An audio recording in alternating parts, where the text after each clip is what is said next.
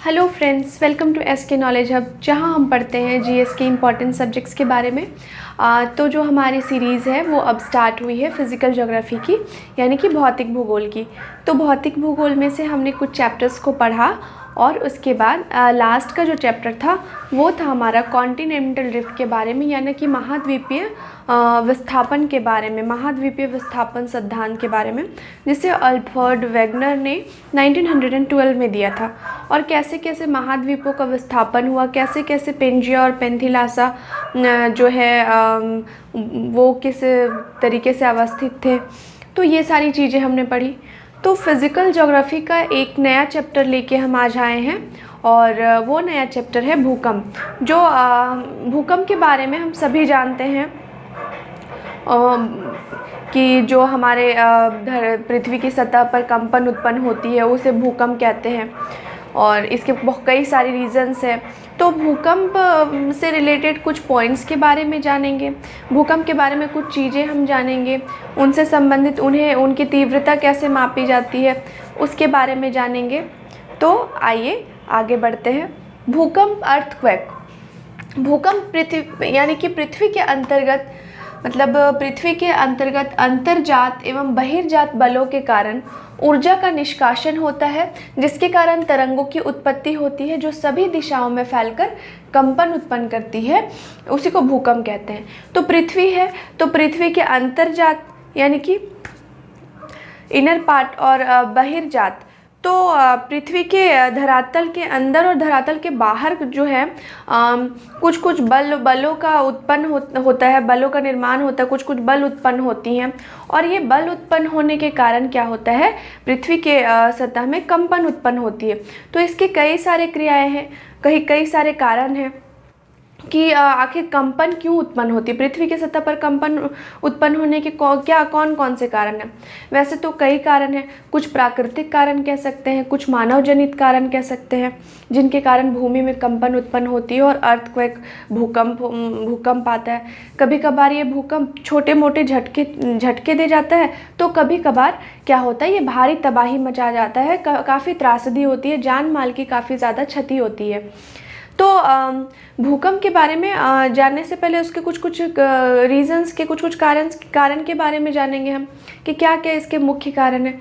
तो कुछ प्राकृतिक कारण हैं, कुछ मानव जनित कारण हैं, जो हमारे द्वारा की गई क्रियाएं हैं उनके परिणाम स्वरूप भी भूकंप आते हैं।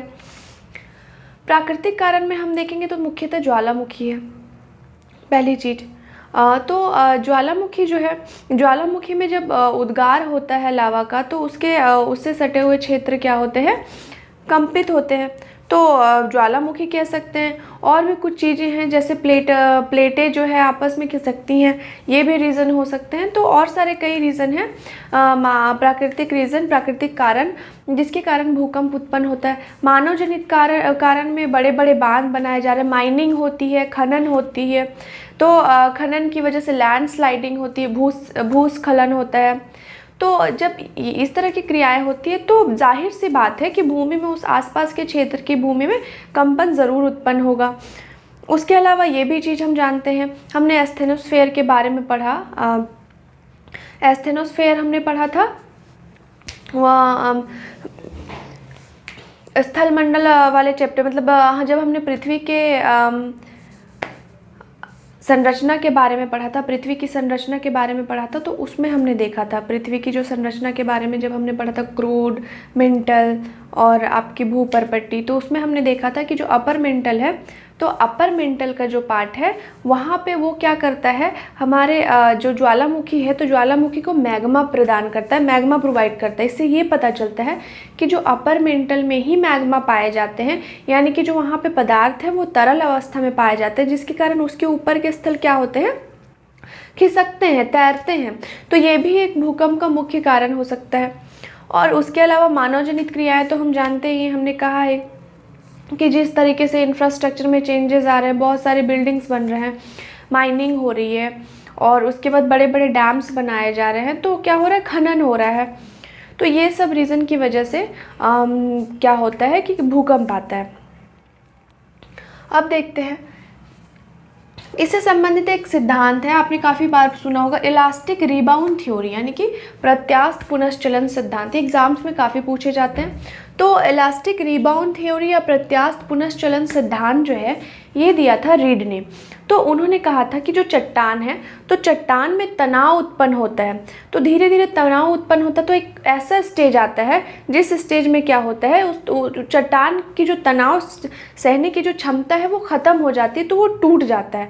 तो कभी कभी इस वजह से भी भूकंप आते हैं। जैसे चट्टान को जो प्रेशर या तनाव जो भी है तो वो झेलने की क्षमता जब वो खो देता है, अगर हम किसी इलास्टिक का मतलब ही वही होता है, किसी प्लास्टिक को अगर हम खींचते हैं तो एक स्टेज पे वो खींचता है, और जैसे ही उसका जो क्रिटिकल पॉइंट आ जाता है, एक ऐसा स्टेज आता है जब हम वो नहीं खींचता, वो टूट जाता है। तो उसी प्रकार से चट्टान है कि चट्टान जो है, चट्टानों में जब हम तनाव उत्पन्न होता है, प्रेशर आता है, तो एक स्टेज तक एक क्रिटिकल पॉइंट होता है जहाँ तक वो नहीं टूटता है। फिर जैसे ही वो तनाव को, उस तनाव से ज़्यादा तनाव उसमें पड़ रहा है, तो वो टूट जाता है, और जब चट्टानें टूटती हैं तो जाहिर सी बात है भूमि में कंपन उत्पन्न होगा। तो ये क्वेश्चन काफ़ी पूछा जाता है। इलास्टिक रिबाउंड थ्योरी किसके द्वारा दिया गया? रीड के द्वारा। एक और चीज़ कि जब भी भूकंप आता है तो भूकंप के पहले कुछ संकेत होते हैं। सबसे पहला संकेत जो हमारा जिस क्षेत्र में भूकंप आने वाला है, तो वहाँ पे क्या होता है, अचानक से जो वायुमंडल में ना रेडॉन गैसों की मात्रा क्या होगी, काफ़ी ज़्यादा बढ़ जाएगी। रेडॉन गैसों की मात्रा बढ़ जाने की वजह से क्या होता है कि इससे अनुमान लगाया जा सकता है कि वो क्षेत्र जो है वो वहाँ पे भूकंप आने वाला है। तो भूकंप मूल की गहराई, अब इससे रिलेटेड कुछ डेफिनेशन, भूकंप मूल क्या है, भूकंप अधिकेंद्र क्या है। तो क्या होता है कि जहाँ से भूकंपीय तरंगें उत्पन्न होती है, जहाँ से भूकंपीय तरंगें उत्पन्न होती है, ओरिजिन होती है, अर्थक्वेक के वेव्स का जो ओरिजिन होता है, उसे हम भूकंप मूल कहते हैं। भूकंप मूल कहते हैं। उसके बाद आ गया हमारा भूकंप अधिकेंद्र। तो भूकंप अधिकेंद्र किसे कहते हैं? तो भूकंप अधिकेंद्र कहते हैं कि जहाँ पे सबसे पहले भूकंपीय तरंगों का अनुभव किया जाता है, यानी कि भूकंप मूल से सीधा अगर वर्टिकली हम जिस सतह पे जाते हैं तो वहाँ वो वाला क्षेत्र जो होगा वो भूकंप अधिकेंद्र का होगा। तो भूकंप मूल क्या हो गया? जहाँ से भूकंपीय तरंगें उत्पन्न होती हैं, ओरिजिनेट होती हैं, और वही भूकंप अधिकेंद्र जो है वो किसे कहते हैं कि सबसे पहले भूकंपीय तरंग जहाँ पे अनुभव की जाती है उसे हम भूकंप अधिकेंद्र कहते हैं। अब गहराई क्या, भूकंप मूल की गहराई, ये कितनी गहराई पर अवस्थित है, कितनी गहराई पर जो है भूकंप मूल का, यानी कि भूकंपीय तरंगों का अनुभव किया है, भूकंपीय तरंगें ओरिजिनेट हुई हैं कितनी गहराई में, उस आधार पर क्या हुआ, 3 भागों में बांटा गया है।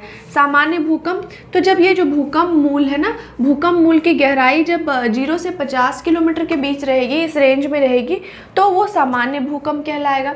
वहीं मध्यवर्ती भूकंप, जब जो भूकंप मूल यानी कि भूकंप जो है, भूकंपीय तरंगें उत्पन्न होती हैं 50 से लेकर 250 किलोमीटर की गहराई पे, तो उसे हम मध्यवर्ती भूकंप कहते हैं। वहीं पातालीय या गहरे भूकंप जो है 250 से 700 किलोमीटर की गहराई पे जहाँ पे भूकंपीय तरंगें उत्पन्न होती है, उसे हम गहरे या पातालीय भूकंप कहते हैं। तो इस तरीके से भूकंप मूल को, उसकी भूकंप मूल की गहराई के आधार पर भूकंप को मुख्यतः 3 भागों में बांटा गया। अब देखते हैं भूकंपीय तरंगों के आधार पे। तो भूकंप की तरंगें जो होती हैं वो 3 प्रकार की होती है। 3 प्रकार की, पहली होती है प्राथमिक तरंगें, इसे प्राइमरी और लॉन्गिट्यूडनल भी कहते हैं। तो प्राथमिक तरंगों को P द्वारा दर्शाया जाता है। दूसरी है द्वितीय अथवा अनुप्रस्थ तरंग, यानी कि सेकेंडरी और ट्रांसवर्स वेव। तो द्वितीय अथवा अनुप्रस्थ तरंगों को S द्वारा डिनोट किया जाता है, S से दर्शाया जाता है।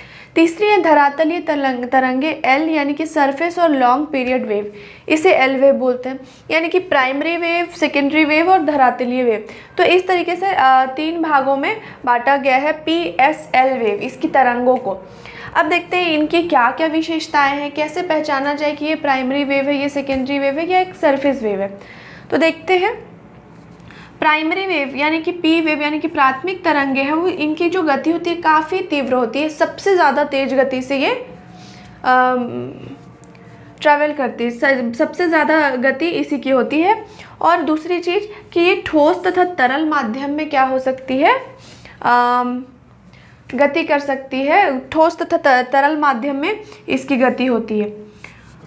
उसके बाद सर्वाधिक तीव्र तो है, अगर देखा जाए तो सबसे स्पीड जो है वेलोसिटी इसी की होती है, प्राथमिक तरंगे की, लेकिन सबसे कम विनाशकारी होता है। अगर इस तरीके की प्राइमरी वेव अगर आती है, इस तरीके के भूकंप आते हैं, तो उस जगह पे जान माल की क्षति होने के चांसेस बहुत ही कम रहते हैं, या ये कह सकते हैं ना के बराबर, केवल बस झटके महसूस होंगे। वहीं अगर हम आते हैं द्वितीयक अनुप्रस्थ तरंगे, सेकेंडरी वेव, तो ये केवल ठोस माध्यम में विचलन कर सकती है, ठोस मीडियम में, मतलब सॉलिड मीडियम में ट्रेवल कर सकती है। इसकी जो स्पीड बोल सकते हैं तो इसकी मध्यम होगा, मध्यम गति, यानी कि इन दोनों के बीच। और ये भी जान माल की क्षति बहुत कम करती है थोड़ी बहुत। तीसरी आ गई धरातलीय तरंगे, एल वेव, यानी कि सरफेस और लॉन्ग पीरियड वेव। तो ये सबसे लंबा मार्ग तय करती है, पहली चीज़। दूसरी चीज़ कि सबसे धीमी है लेकिन सबसे ज़्यादा विनाशकारी एल वेव होती है, सबसे ज़्यादा डिज़ास्टर जो है ये फैलाती है, सबसे ज़्यादा जान माल की क्षति इसी कारण एल वेव की वजह से होती है। तो इस तरीके से पी, एस और एल वेव को जो है परिभाषित किया गया है, उनकी विशेषताएं बताई गई हैं कि जो प्राथमिक तरंगे हैं वो सबसे स्पीड होगी, सबसे तीव्र गति होगी उसकी, लेकिन सबसे कम विनाशकारी होगी। दूसरी चीज़ ठोस तथा तरल माध्यम में ये ट्रैवल कर सकती है। वहीं द्वितीयक तथा अनुप्रस्थ तरंगे यानी कि सेकेंडरी और ट्रांसवर्स वेव जो है ये एस के द्वारा निरूपित, एस के द्वारा दर्शाया जाता है। ये केवल जो है केवल ठोस माध्यम में ही ट्रैवल कर सकती है, इसकी गति इन दोनों से मीडियम होती है।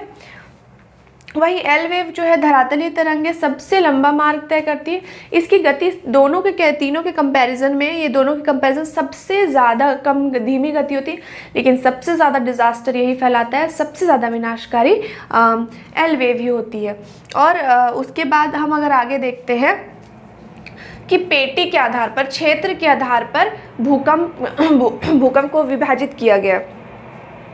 कौन कौन से पार्ट में?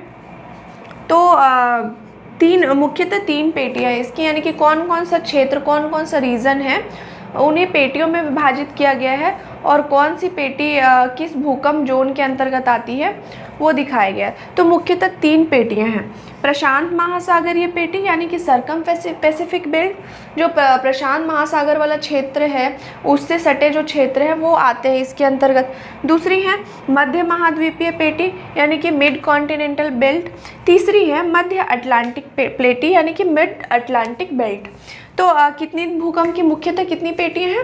तीन पेटियां हैं। पहली जो है प्रशांत महासागरीय पेटी, सर्कम पैसिफिक बेल्ट। दूसरी जो है मध्य महाद्वीपीय पेटी, मिड कॉन्टिनेंटल बेल्ट। तीसरी है मध्य अटलांटिक पेटी यानी कि मिड अटलांटिक बेल्ट।